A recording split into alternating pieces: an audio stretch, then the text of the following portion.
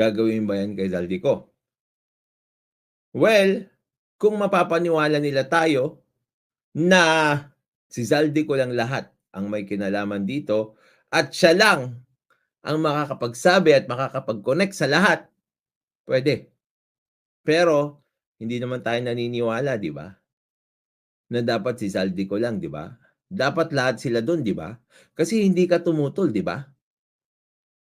Hindi natin tatanggapin yung sinasabi dito ni Manong Ted Filon na dapat hindi na kayo pumayag sa ganyan, hindi na kayo pumayag sa ganyan. Hindi, paano yung accountability na pumayag kayo sa gano'n?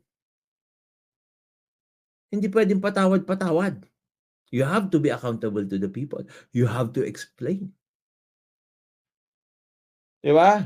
At saka kinanta na ni Zaldico si PBBM. Dapat kay Zaldico ikanta niya si PBBM at bago siya itsugi. Ito lang ang sasabihin ko sa inyo, no? Kung sino man ang may kilala kay Zaldico, alam ko ang daming nanonood sa akin na matataas na opisyal, 'no, sa gobyerno. Alam ko may mga nanonood din sa akin na may kilala kay Zaldico. At Zaldico, kung nanonood ka sa akin, ito ang dapat mong gawin sa tingin ko. You also need to save yourself. Okay? Kung ayaw mong matulad kay Epstein kasi nakikita mo na yung kanilang ginagawa ngayon, gusto nila ipin lang lahat sa iyo ng problema.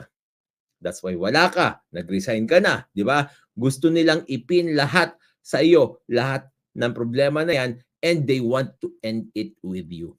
Pag naging successful sila dito, naputulin yung korupsyon sa level mo, hindi na aakyat kay Martin Romualdez at saka sa presidente, if they will be successful sa pagloloko ng Pilipino sa ganong paraan, mas nanganganib ang buhay mo. Kaya pag ako sa iyo, ang gagawin ko, dahil nag-resign ka na rin naman, mag-release ka na ng video. I-release mo yung video, sabihin mo kung sino yung mga sangkot.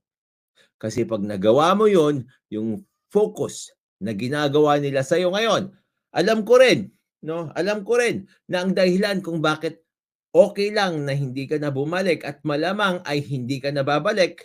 Kasi nga, kung hindi ka bumalik at naipin nila lahat ng problema sa iyo, 'di ba?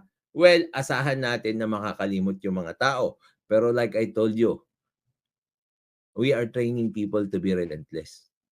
So yun ang gawin mo. Dapat ipalabas mo na yung mga taong sangkot, dapat magsalita ka na kahit diyan pa lang. Because you know what? The battle right now is not in the court. The battle right now is not with the evidence. The battle right now is for survival.